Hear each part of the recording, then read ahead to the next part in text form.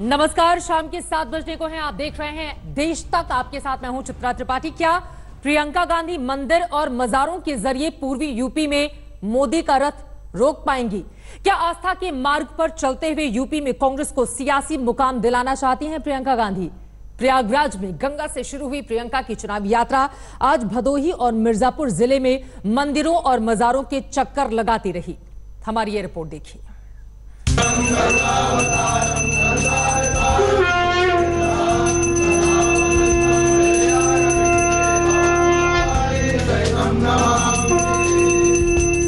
प्रियंका को भी मालूम है कि इस देश की सियासत की थमनी है धर्म। प्रियंका को मालूम है कि धर्म का महीन धागा सियासत के रास्ते को सत्ता तक पहुंचाता रहा है।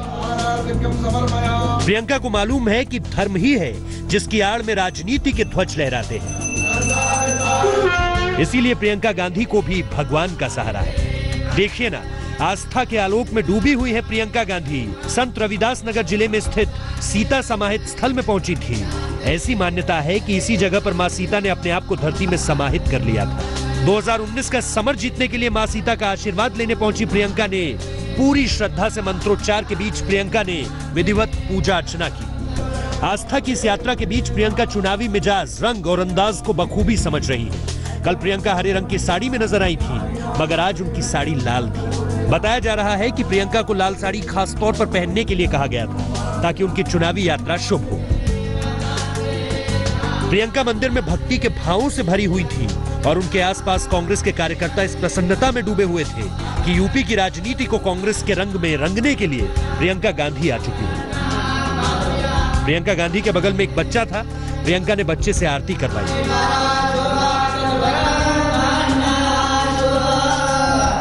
आरती का थाल लिया, थाल से कुमकुम रोली चंदन मस्तक पर लगाई। पुजारी ने प्रियंका की ओर प्रसाद बढ़ाया। प्रियंका ने आचमन किया, प्रसाद खाया और कुछ पैसे निकालकर दान पेटी में डाल दिए। श्रद्धालुओं के बीच ही किसी शख्स ने प्रियंका को कुछ भेंट किया। प्रियंका ने सबको धन्यवाद दिया और निकल पड़ी अपनी बोट यात्रा के अगले पड़ाव पर। प्रियंका गांधी सीतामढ़ी के बाद पहुंची विश्व प्रसिद्ध विंध्यवासिनी के दरबार में। प्रियंका गांधी ने यहां भी विधिवत पूजा अर्चना की। विंध्यवासिनी से उत्तर प्रदेश में जीत का आशीर्वाद लिया।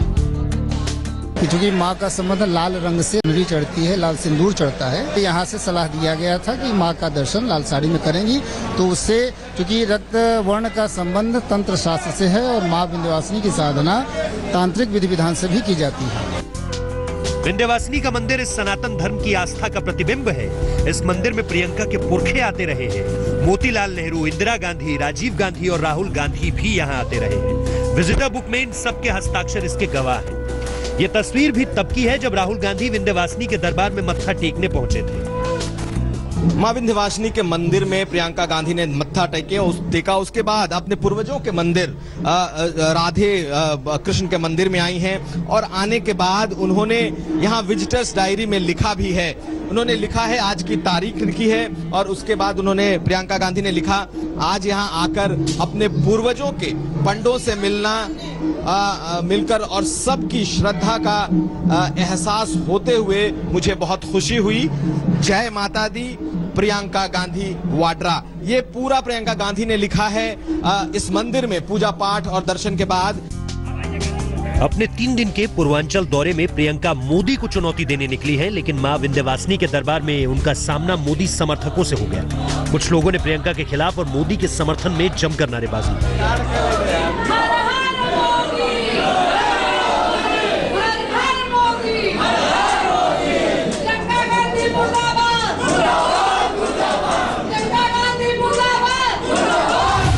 बेशक प्रियंका ने इस नारेबाजी की अनदेखी कर दी, लेकिन जिस सियासी राह पर प्रियंका निकल पड़ी है वो राह कठिन है। इसके लिए माता का आशीर्वाद अगर जरूरी है तो उससे भी ज्यादा जरूरी है जनता का आशीर्वाद, क्योंकि लोकतंत्र में वोटर ही भगवान है। प्रियंका गांधी का काफिला जहां जहां गया, लोगों की भीड़ रोक रोक के उनसे मिलना चाह रही थी। पर प्रियंका की चुनौती ये होगी कि क्या वो तस्वीरों से ज्यादा जमीन पर कांग्रेस की किस्मत पे कुछ प्रभाव डाल पाती हैं या नहीं। वो तब जब बीजेपी का गढ़ है और सपा बसपा उसमें सेंधमारी में लगी है। जाहिर है प्रियंका की चुनौती दोगुनी है। सीतामढ़ी से मौसमी सिंह के साथ कुमार अभिषेक, कुमार विक्रांत और सुरेश कुमार सिंह, मिर्जापुर, आज तक।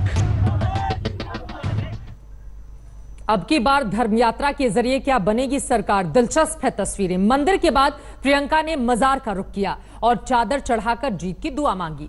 साफ है एक और मोदी के हिंदुत्व वोट बैंक पर सेंध मारनी है, तो वहीं दूसरी ओर अपने मुस्लिम वोट बैंक को भी बचाए रखना है। 2019 के चुनाव में उत्तर प्रदेश में जीत की इबारत लिखने के लिए ज़ियारत करने पहुंची हैं प्रियंका गांधी। प्रियंका गांधी पहुंच गई हैं इस्माइल चिश्ती की दरगाह पर। आप कह सकते हैं कि मंदिर में दर्शन करने के बाद, विंध्यवासिनी देवी के मंदिर में पूजा अर्चना करने के बाद, आरती करने के बाद अब प्रियंका गांधी पहुंची हैं दरगाह में। आप तस्वीरों में देख सकते हैं सर पर पल्लू है, वही लाल रंग की साड़ी। कंतित शरीफ में गरीब नवाज इस्माइल चिश्ती की दरगाह पर प्रियंका गांधी ने हरे और नीले रंग की चादर चढ़ाई। चादर चढ़ाकर इस्माइल चिश्ती की दरगाह पर प्रियंका ने फूल चढ़ाए, सिर झुकाकर जीत के लिए दुआएं मांगी।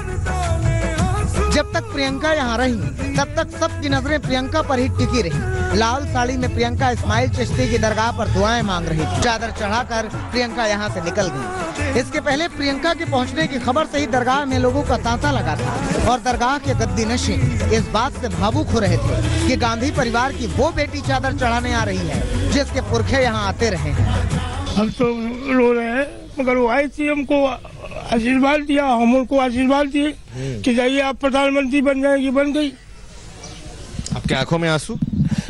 उनको हमारी अम्मा थी और ये खुशी का आंसू है कि जो प्रियंका जी आ रही हैं, आज उनकी पोती यहाँ हजरत ख्वाजा इस्माइल चिश्ती की दरगाह पर। ऐसी मान्यता है कि इस्माइल चिश्ती की दरगाह पर पूरे मन से जो भी मांगो वो मुराद पूरी होती है। और कौन नहीं जानता कि इस वक्त प्रियंका ने चादर चढ़ाकर कौन सी मुराद मांगी होगी। मौसमी सिंह, कुमार अभिषेक और कुमार विक्रांत के साथ सुरेश कुमार, मिर्जापुर, आज तक। वैसे प्रियंका पहली बार कांग्रेस के प्रचार के लिए इतने सघन दौरे पर निकली हुई हैं। उनकी यात्रा के दौरान कांग्रेसियों की प्रतिक्रिया से लगता है कि पार्टी कैडर में जान फूंकने का जो जिम्मा राहुल ने उन्हें सौंपा है उसमें वो काफी हद तक कामयाब हुई हैं। लेकिन असली चुनौती इस जोश को वोट में तब्दील करने की है।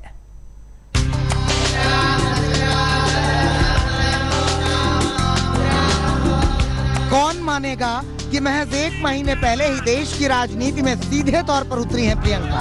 प्रियंका एक मंझे हुए नेता की तरह लोगों से मिल रही हैं, उनसे बात कर रही हैं, उनके सुख दुख सुन रही हैं।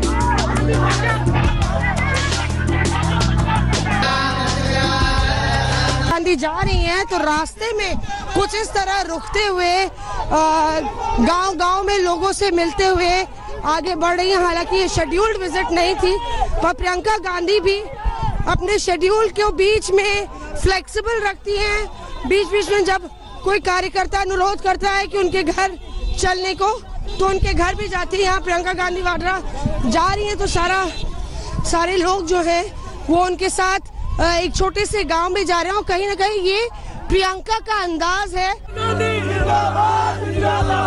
प्रियंका कांग्रेस के जिस कार्यकर्ता के घर पहुंची और उससे मुलाकात की, उससे भी आज तक संवाददाता ने बात की। प्रियंका गांधी जो है श्रीधर मिश्रा, जो कि पुराने कांग्रेसी हैं, उनसे मिलने के लिए आई थी यहाँ पे। मिश्रा जी उनके आपके घर में आई थी? हाँ, मेरे घर में। अच्छा, हाँ। आप पुराने कांग्रेसी? हम पुराने कांग्रेसी छात्र जीवन से हैं और राहुल गांधी को प्रधानमंत्री छोड़ा के तभी हम लोग बना के तभी बने था दम लेके। हम लोग राहुल गांधी के कार्यकर्ता हैं। प्रियंका के कार्यकर्ताओं का उत्साह देखने लायक है और ये उत्साह इसलिए है क्योंकि प्रियंका गांधी प्रधानमंत्री नरेंद्र मोदी पर सीधा वार कर रही है। रिपोर्ट कार्ड जो है जमीन पे आकर जरा देखें कि क्या स्थिति है। ये रिपोर्ट कार्ड प्रचार ये लगता बहुत अच्छा है, लेकिन जमीन पे कुछ नहीं है। मैं रोज लोगों से मिल रही हूँ, रोज मुझे यही पता चल रहा है कि चाहे किसान हो, नौजवान हो, स्टूडेंट हो, शिक्षा मित्र हो, आंगनवाड़ी, आशा बहू, सब प्रताड़ित हैं। प्रियंका गांधी बिल्कुल उसी राह पर है जो राह उन्हें राहुल ने पकड़ाई है। प्रियंका ने आज फिर पीएम पर सवाल किया कि 70 साल वाला बहाना खत्म होने वाला है, ये बताइए कि 5 साल में क्या किया। और जहाँ तक इनकी ये 70 साल वाली रट है, इस रट की भी एक्सपायरी डेट है। 5 साल से आप सरकार में रहे हैं, 5 सालों में आपने क्या किया?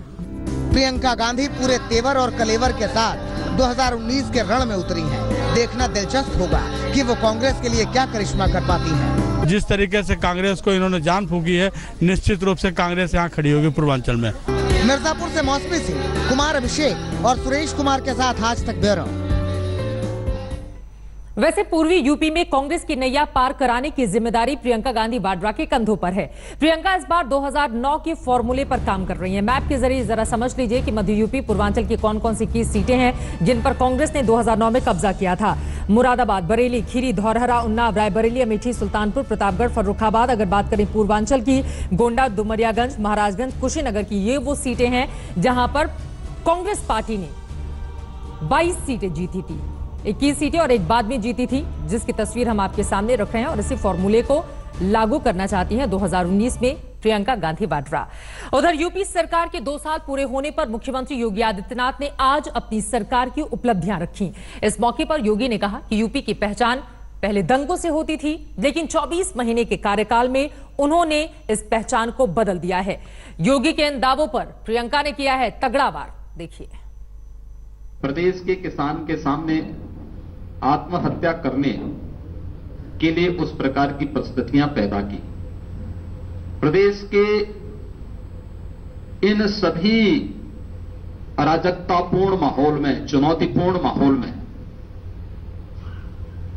19 मार्च 2017 को भारतीय जनता पार्टी के राष्ट्रीय नेतृत्व ने, आदरणीय प्रधानमंत्री जी ने हमारी टीम को प्रदेश का दायित्व, भारतीय जनता पार्टी को मिले प्रचंड बहुमत के बाद बनी सरकार में हम सबको यह अवसर दिया कि हम लोग प्रदेश की जनता की सेवा करें। रिपोर्ट कार्ड जो है जमीन पे आकर जरा देखें कि क्या स्थिति है। ये रिपोर्ट कार्ड, प्रचार, ये लगता बहुत अच्छा है, लेकिन जमीन पे कुछ नहीं है। निवेश का जो बेहतर माहौल हमारी सरकार बनाने में सफल हुई, हमारी टीम बनाने में सफल हुई, इसके परिणाम स्वरूप प्रदेश के अंदर 15 लाख से अधिक नौजवानों को सीधे सीधे रोजगार और नौकरी की संभावना प्रदेश के अंदर बनाने में हम लोग सफल हुए।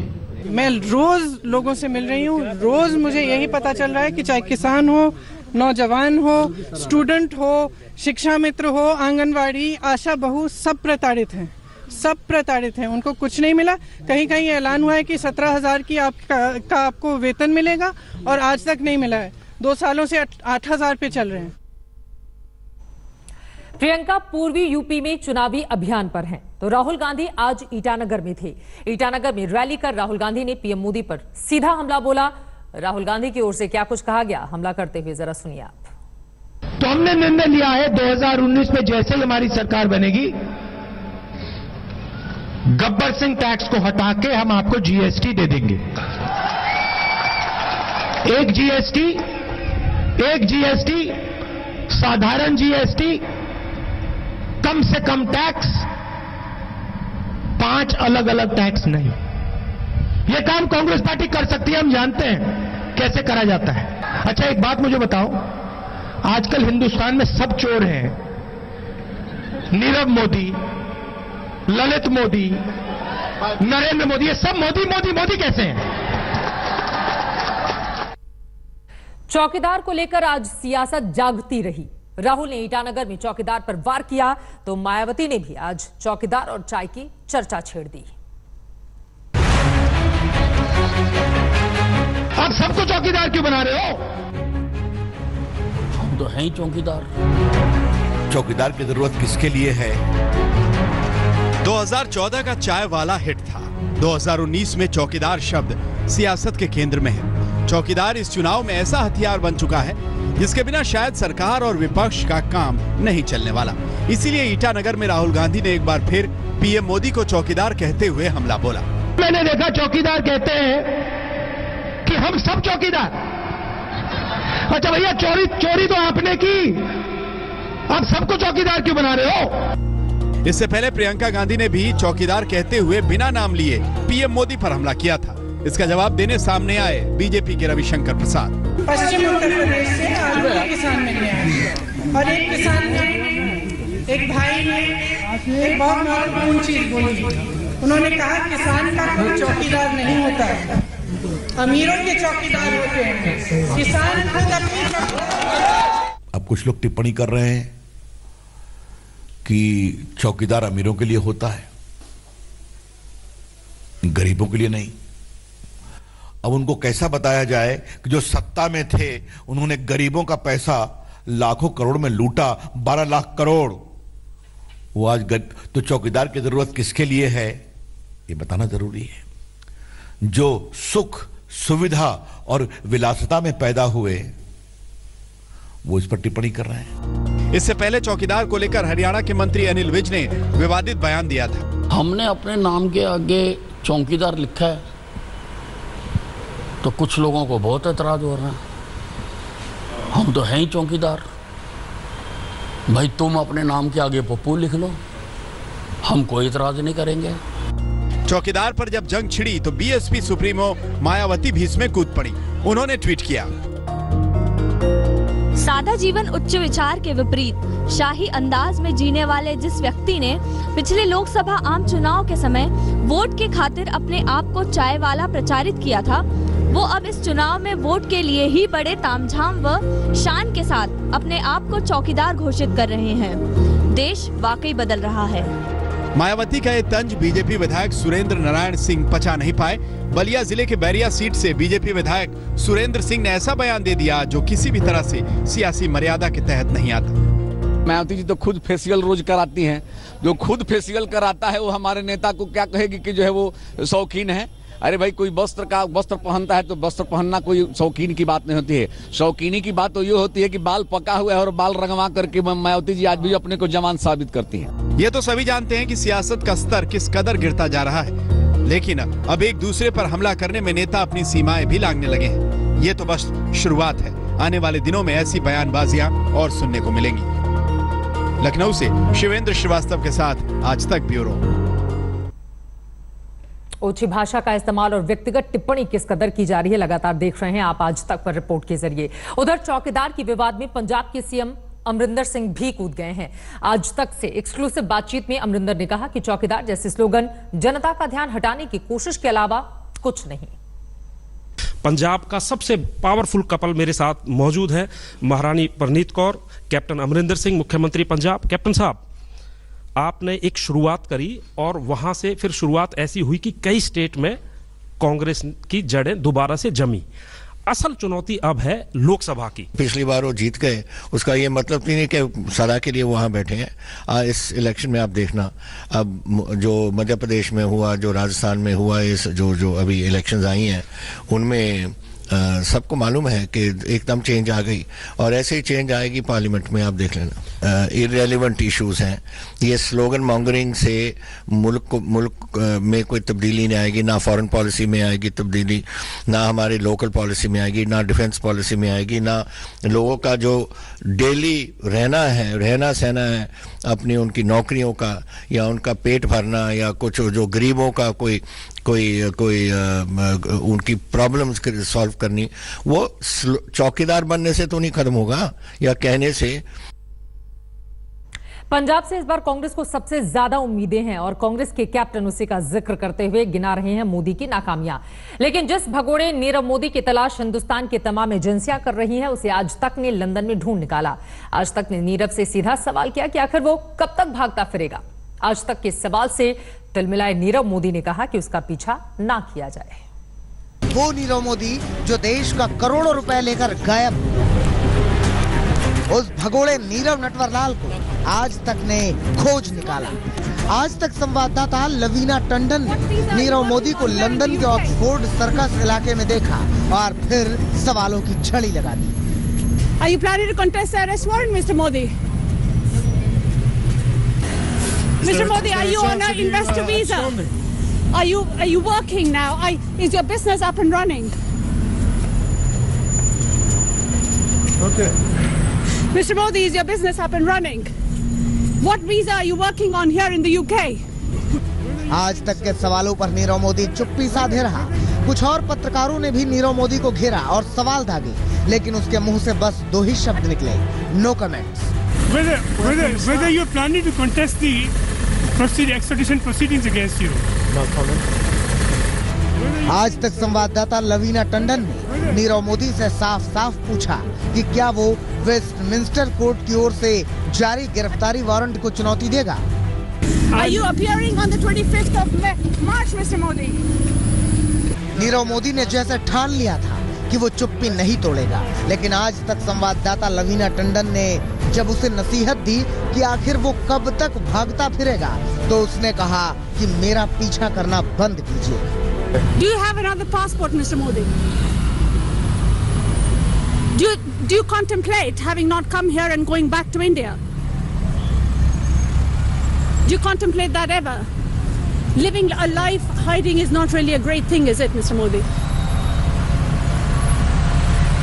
Being tracked like this is not really good, is it? You're stalking me. Please stop stalking me. We are not stalking you, sir. We are trying to get answers to the questions which you have run away from, sir. Nirav के खिलाफ Westminster court की ओर से जारी warrant के बाद गिरफ्तारी की तलवार लटक रही है। सूत्रों के मुताबिक 25 मार्च को पुलिस उसे कोर्ट में पेश करेगी, जिसके बाद वो जमानत की अर्जी दे सकता है। लंदन में लवीना टंडन के साथ आज तक ब्यूरो। देश का ये आर्थिक अपराधी है जिसे देश की एजेंसियां हमारी ढूंढ रही हैं, लेकिन खुलेआम ये लंदन की सड़कों पर आराम से मौज कर रहा है। उधर राष्ट्रीय सुरक्षा सलाहकार अजीत डोवाल ने पाकिस्तान को सख्त चेतावनी दी है। सीआरपीएफ के स्थापना दिवस समारोह में डोवाल ने कहा कि हम पुलवामा हमले को नहीं भूलेंगे। चुनावी शोर में भले ही पुलवामा और एयर स्ट्राइक की बातें शांत पड़ गई, लेकिन राष्ट्रीय सुरक्षा सलाहकार अजीत डोभाल उसे भूले नहीं है। केंद्रीय रिजर्व पुलिस बल यानी सीआरपीएफ के 80वें स्थापना दिवस समारोह में बतौर मुख्य अतिथि पहुंचे डोभाल ने कहा कि पुलवामा हमले को देश कभी भुला नहीं पाएगा। मैं 40 उन बहादुर जवानों को जिन्होंने अपनी सर्वोच्च बलिदान दिया और पुलवामा के अंदर में एक बहुत ही दारुण उस घटना के अंदर में इतनी सारी जानों की आहुति इस बल को और राष्ट्र को देनी पड़ी। राष्ट्र इसको न भूला है न भूलेगा। डोभाल की ये बातें जहां देश को सरहद की सुरक्षा के प्रति आश्वस्त करती हैं, वहीं आतंकवाद को शह देने वाले पाकिस्तान के लिए ये चेतावनी की तरह भी है। इस मौके पर डोभाल ने उन दिनों को याद किया जब वो पुलिस सेवा में थे। मेरा भी इस यूनिफॉर्म के साथ और भारत की सुरक्षा के साथ किसी न किसी रूप में पिछले 51 साल से कोई न कोई संबंध रहा है, लेकिन आपके बल की कुछ विशेषताएं हैं जो विशेषताएं किसी और की नहीं है। जितेंद्र बहादुर सिंह, गुरुग्राम, आज तक। चलिए आगे बढ़ते हुए अब आपको दिखाते हैं होली के रंग। देश में होली का त्योहार वैसे तो गुरुवार को है, लेकिन इसके रंग कई दिनों से ही दिखाई दे रहे हैं। आइए आपको उन 5 रंगों से रूबरू करवा दें जिनसे देश सराबोर है। वाराणसी में जहां चिता की राख यानी कि भस्म की होली खेली जा रही है, तो सिरसा में फूलों की होली से माहौल गुलजार है। वहीं चंदन अबीर वाली होली मंदसौर के लोग खूब खेल रहे हैं, जबकि सीहोर की तस्वीर में नवाबी होली के रंग आप देख रहे हैं। रामगढ़ में पलाश के फूलों की होली भी लोगों ने जमकर खेली।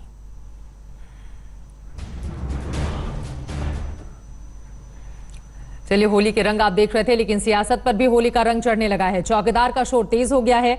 मोदी के चाहने वाले लोगों से लोकसभा चुनाव में मोदी को ही वोट देने की अपील कर रहे हैं। आइए इसी रंग को देखते हैं अपने सहयोगी के जरिए। होली यानी रंगों का उत्सव। होली के जरिए हम हमारी जिंदगी में हमेशा रंग बने रहे, इस तरह की भगवान से प्रार्थना भी करते हैं। इस वक्त हम मौजूद हैं अहमदाबाद के एक जो मोदी फैन क्लब के तौर पर जाना जाता है, वहाँ पे होली सेलिब्रेशन का आयोजन किया गया है और आप देख सकते हैं बिल्कुल राजस्थानी तरीके से इस होली सेलिब्रेशन का आयोजन किया गया है।